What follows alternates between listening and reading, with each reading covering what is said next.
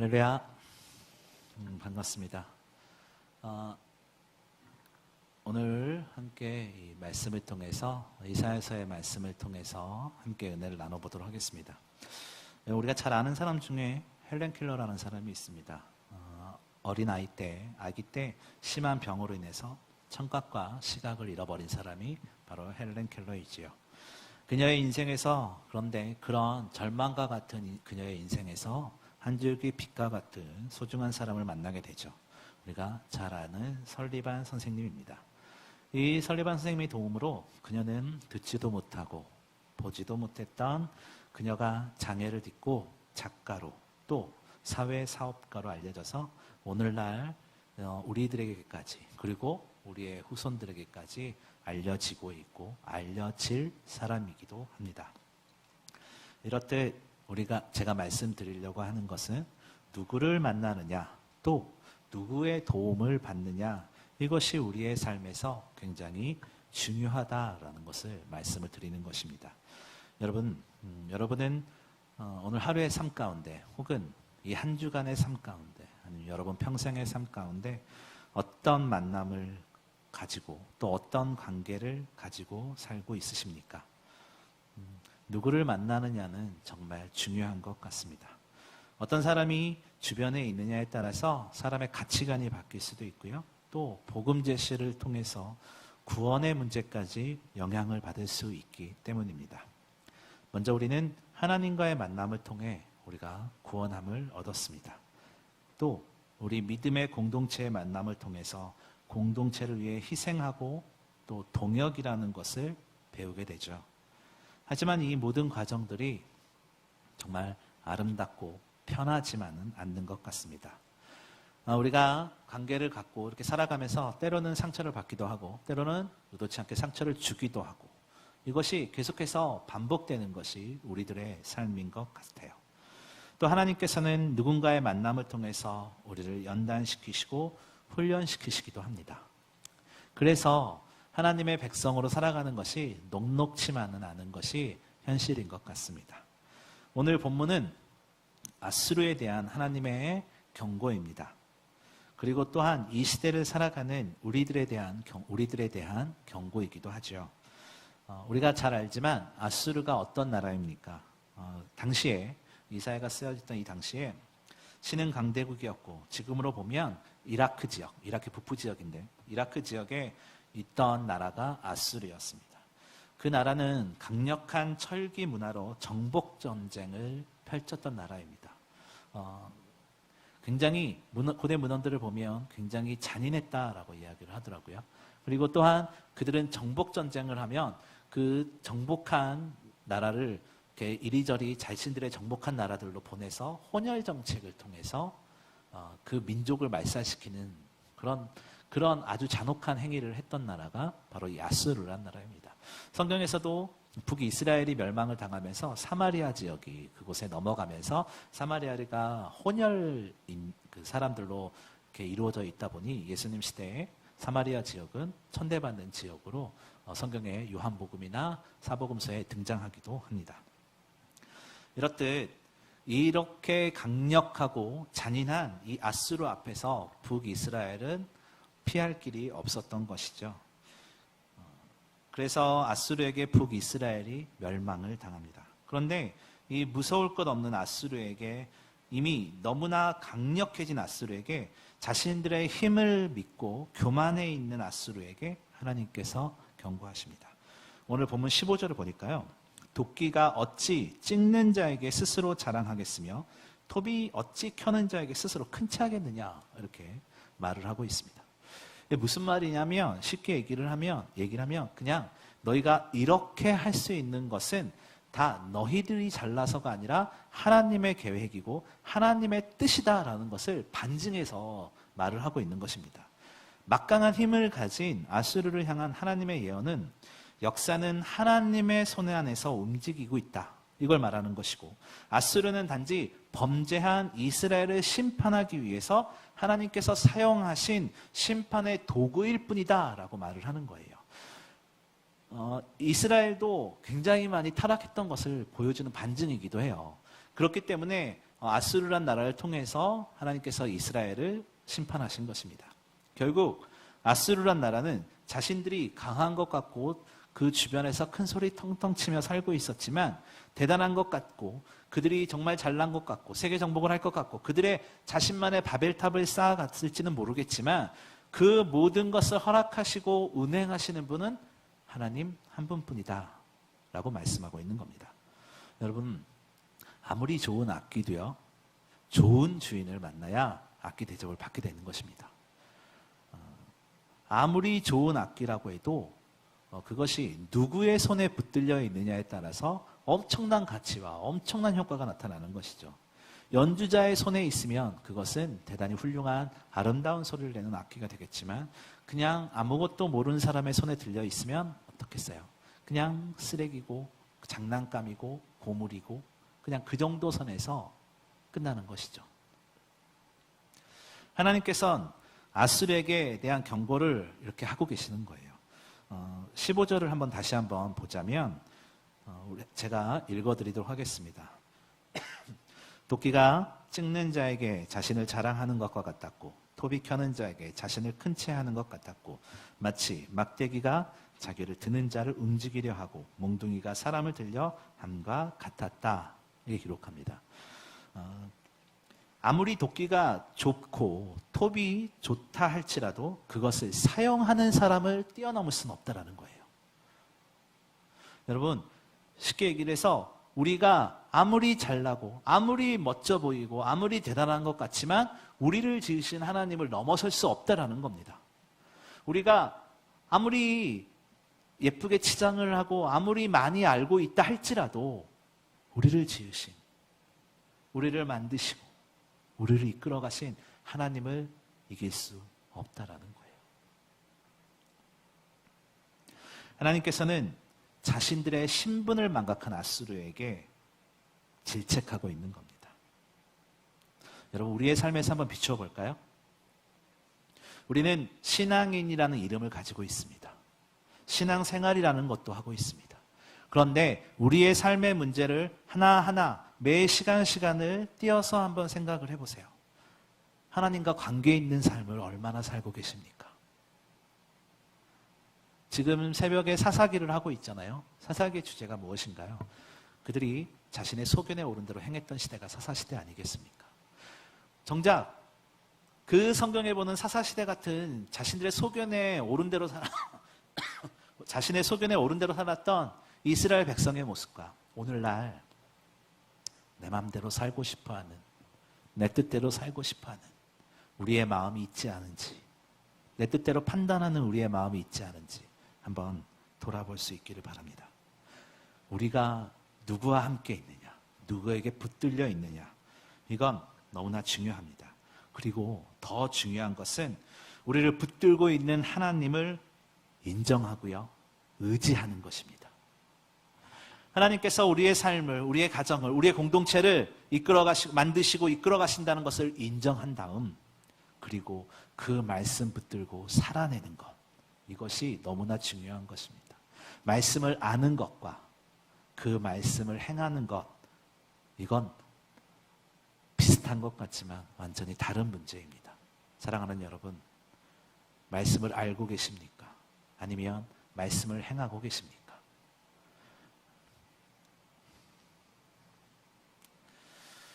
지금 우리의 눈에 하나님이 보이진 않지만 그 살아계신 하나님을 바라보고 우리의 삶을 하루하루 버텨내는 것, 이것이 믿는 자들에게 주어진 숙명과도 같은 것입니다. 하나님을 바라보고 우리의 삶을 살아가야지 눈에 보이는 세상 것을 기대하고 바라보면 나에게 없는 것들 때문에, 나의 부족한 것 때문에 우리는 넘어질 수밖에 없습니다. 왜냐하면 세상과 같은, 아수르 같은 세상이 우리를 잡아먹기 때문이죠. 우리를 이끌어 가려고 하기 때문이죠. 그것은 너무나 달콤해요. 얼마나 편합니까? 얼마나 좋습니까? 세상 가운데 그들과 섞여 사는 게 얼마나 재미있습니까? 그렇기에 우리가 말씀을 아는 것에서 끝나는 것이 아니라 말씀을 행하는 것, 더 구체적으로 내 삶에 적용하는 것, 그리고 예수 그리스도의 사랑과 그 복음의 능력을 흘려보내는 것. 이것이 중요하다는 것 우리가 기억할 수 있기를 바랍니다. 아수르 같은 세상이 우리를 덤벼들 때 우리는 분명 넘어질 수밖에 없습니다.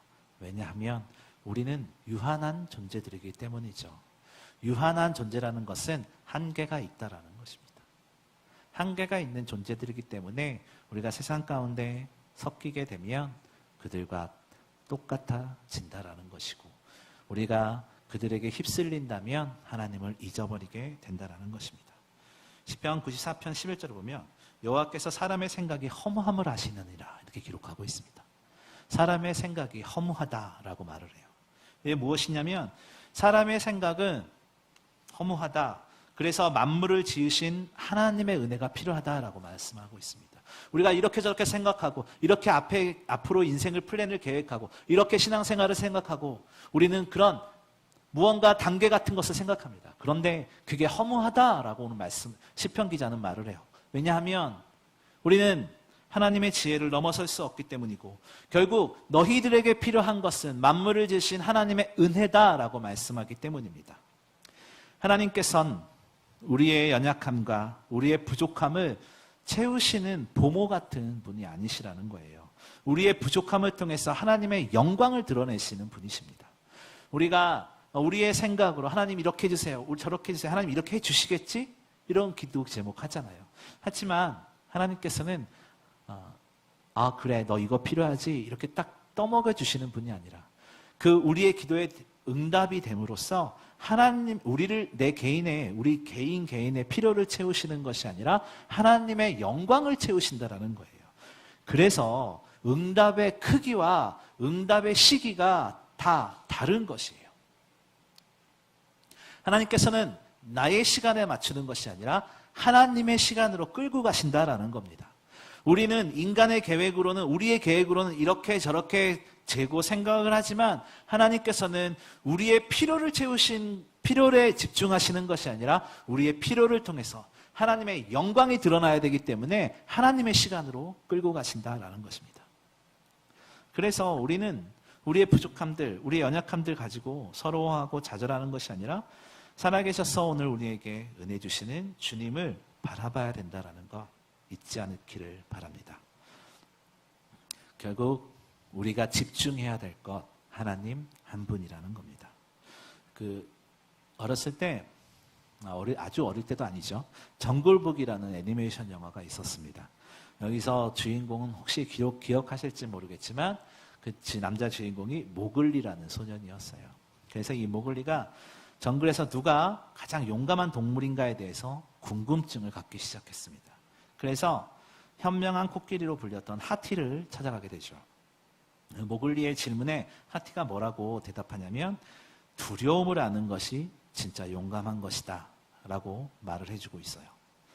우리가 세상을 살아가는데 진짜로 용감한 사람은요, 우리를 지으신 하나님의 두려움을 아는 것입니다. 나를 지으신 하나님의 놀라우심을 인정하고 우리가 다른 길로 갈 때 우리를 훈련시키시고 우리를 인도하시는 하나님의 두려움을 깨닫는 것, 이것이라는 겁니다. 하나님의 은혜가 아니면 한순간도 살아갈 수 없는 존재들임을 알고 하나님을 두려워할 수 있는 저와 여러분이 되시기를 소망합니다. 한 걸음 더 나아가서 오늘 본문은 정확히 말하면 아수르의 교만을 꼬집고 있어요. 너희가 그렇게 승승장구하는 것은 다른 것이 아니라 하나님께서 사용하셨기 때문이다 라고 말을 하고 있습니다. 내 자신에게 집중하는 순간 우리에게 생기는 것이 하나가 있어요. 바로 교만이라는 것입니다. 아수르의 가장 큰 문제가 바로 교만이라는 겁니다. 아수르는 그들이 잘나서가 아니라 그들을 통해서 하나님께서 일하셨던 거예요. 왜 이스라엘을 심판하는데 하나님께서 개입하셨겠습니까? 하나님께서는 하나님의 뜻을 이루기 위해서는 선택받지 못한 자들을 들어 쓰셨다라는 것이에요. 비단 가까운 예로 출애굽기 10장 27절을 보면 여호와께서 바로의 마음을 강팍하게 했다라고 말을 하고 있거든요. 바로의 마음을 강팍하게 해서 이스라엘 백성들이 출애굽을 하는 것을 그렇게 시간을 길게 끌었다라는 것이죠. 출애굽을 앞두고 모세와 이스라엘 백성들을 바로 왕이 바로 풀어주지 않았던 이유가 바로 하나님께서 바로 왕의 마음을 강팍하게 하셨다라는 것입니다. 아니, 아브라함을 통해서 그냥 너희 자손들을 이끌어내서 약속의 땅으로 데려가 주신다고 했으면 그냥 빨리빨리 해주시면 되지. 저도 성격이 급해서 막 질질 끌면 한없이 질질 끌게 되더라고요. 그래서 뭐든 하면 빨리빨리 하는 게 이게 성격에 맞더라고요. 그래서 아니, 하나님께서 약속의 땅을 주겠다라고 약속하셨으면 그냥 빨리빨리 이렇게 하시면 되지. 왜 장황하게 성경을 통해서 길게 아브라함에게 약속했던 그 시간보다 400년이나 기다리게 하시고 도대체가 이해가 안 갔습니다. 그런데 마태복음 5장 10절을 보는데 이런 우리가 잘 아는 말이 있더라고요. 의를 위하여 핍박을 받는 자는 복이 있다 라고 말씀하시더라고요. 복이 있나니 무엇이 저것임이라 라고 하냐면 천국이 저희 것이래요. 하나님의 의를 위해서, 그리스도의 의를 위해서 핍박을 받는 자는 천국이 저희 것이다, 이렇게 말을 하고 있습니다. 하나님을 진짜로 믿는다면, 주님을 나의 구주로 믿는다면 어떠한 상황에서도 어떠한 환경에서도 버티고 견딜 수 있게 하셔서 우리에게 천국이라는 선물을 주신다라는 것이죠. 그 천국은 우리가 죽어서 가는 천국도 있겠지만 이 땅에서 내 앞에 있는 문제가 더 이상 문제로 보이지 않고 내 앞에 있는 벽이 더 이상 벽으로 보이지 않는 그런 특별한 하나님의 은혜일 겁니다. 주를 위해서 핍박받고 계십니까? 주를 위해서 오늘 하루도 몸부림치며 살아가고 계십니까? 기뻐하십시오. 천국이 여러분들의 것입니다. 주님을 믿는다는 것 어렵습니다. 정말 쉽고 편하다고 말씀을 해드리고 싶지만 주님을 믿는다는 것 너무나 어려워요. 매일같이 드려지는 예배, 또 주일에는 수많은 봉사와 헌신, 교사로, 성가대로, 청소로, 안내로 몸은 지쳐간다고, 몸은 점점 지쳐가잖아요. 하지만 주님께서 원하시는 것은 그럼에도 불구하고 우리가 순종할 수 있는지 그렇지 않은지 보시는 걸 겁니다. 그래서 우리가 삶에서 잊지 말아야 될 것이 있습니다. 그것은 사명이라는 겁니다. 여러분, 하나님께서는 하나님의 자녀들에게 결코 신앙생활이 쉽다라고 말씀하시지 않으셨습니다. 오히려 십자가를 지고 나를 따르라 라고 말씀하십니다. 그 사명을 감당하는 것은 결코 쉬운 것은 아니겠죠.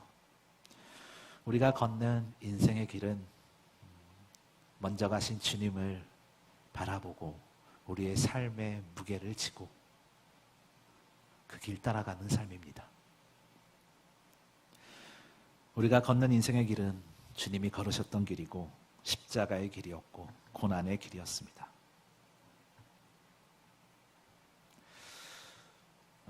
세상에서 편리한 것이 주 안에서 평안하지 않을 수 있다라는 것을 말씀드리는 겁니다. 하나님께서 왜 거대한 아수르와 같은 세상이 우리를 힘들게 하겠습니까? 그 고난을 앞에 두고 주님을 바라보면서 주님을 의지하면서 살아내라는 하나님의 메시지 아니겠습니까? 그리고 교만한 자들에게 반드시 공의를 보이시겠다는 하나님의 놀라운 선포가 아니겠습니까? 교만한 자를 용서치 않으시고 공의와 정의를 보이시는 하나님의 놀라우신 은혜가 오늘 우리 삶 가운데 있을 줄 믿습니다. 그렇기에 우리가 주님 한 분 바라보면서 살아가는 겁니다. 어려움을 또 아픔을 주님 보면서 성실하게 살아가라. 그리고 순종하며 살아가라. 삶의 우선순위를 정리하며 살아라. 이렇게 정리할 수 있을 것 같습니다. 내가 중심이 되고 내 생각이 우선순위가 되면 교만해질 수밖에 없어요. 그럴 때 오늘 우리는 오늘 본문을 기억해야 합니다. 도끼는 15절의 말씀처럼 도끼는 도끼 스스로 일하는 것이 아니라 나무꾼의 손에 있을 때 도끼의 역할이 되는 것입니다. 도끼가 살인자의 손에 들리면 그건 살인 도구가 되는 것이고, 나무꾼의 손에 들려져 있으면 나무를 패는 도끼가 되는 것입니다. 여러분, 우리가 누구에게 붙들려야 하겠습니까? 세상에 붙들리는 것이 아니라 주님께 붙들려서 주님만을 바라보고 주님만을 의지할 수 있는 저와 여러분이 되시길 바랍니다. 우리의 사명의 자리를 기억하며 우리가 서 있는 사명의 자리에서 우리의 힘과 기도와 열심을 통해서 감당할 수 있기를 바랍니다.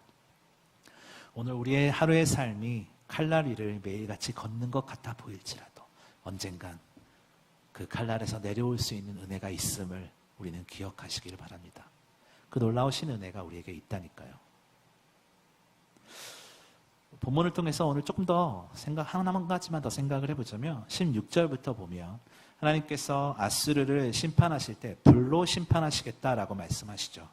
하나님께서는 이스라엘 관계에서는 자신을 빛이라 소망이다 이렇게 말씀을 하세요. 모세 앞에 나타난 떨기나무의 불도 결국은 사명의 불이었고 소명의 불이었지 않습니까? 그런데 오늘 본문에서 아수르에게 말하는 불은 모든 걸 태워버리는 불로 등장하고 있습니다. 결국 이방 민족에게는 그걸 사르는 불이다라고 말씀을 하는 거예요. 하지만 하나님을 의지하는 자들에게 소망의 빛이다라고 말씀을 하는 겁니다. 예수 그리스도가 누군가에게는 소망이지만 누군가에게는 소멸하는 불이다라는 것이죠. 오늘 본문 19절을 보면 혹시 살아나는 자가 있다고 해도 그 수가 너무 적어서 아이라도 셀 수 있을 것이다 이렇게 말을 하고 있어요. 하나님은 누군가에게는 구원의 능력이고 그들에게 소망이 되고 그들의 놀라운 은혜가 되지만 누군가에게는 하나님을 믿지 않는 자들에게는 혹은 하나님과 멀리한 자들에게는 특별히 교만한 자들에게는 불과 징계가 된다라는 것을 말하고 있는 겁니다. 우리는 종종 하나님을 알지 못하는 사람들, 우리를 핍박하는 사람들을 왜 그냥 두십니까? 하나님 왜 저런 것들을 심판하지 않습니까? 라고 물을 때가 있습니다. 이 질문은 모든 만물을 창조하신 전능하신 하나님의 섭리 아래 있다는 것을 우리가 잊어버릴 때 하는 질문입니다. 어떤 것이든 우리의 뜻대로가 아니라 하나님께서 하나님의 시간으로 모든 사건을 끌고 가신다는 거 기억할 수 있기를 바랍니다. 공의로우신 하나님께서, 정의로우신 하나님께서, 이사야는 정의의 하나님, 공의의 하나님 이 두 가지면 끝나거든요. 모든 게 정의와 공의로 해결이 되는 문제인데 그 정의로우신 하나님이, 공의로우신 하나님이 결국 그 뜻을 밝히 보이신다는 겁니다. 오늘 이 시간 우리의 마음의 눈을 들어서 주변을 바라보시기를 바랍니다.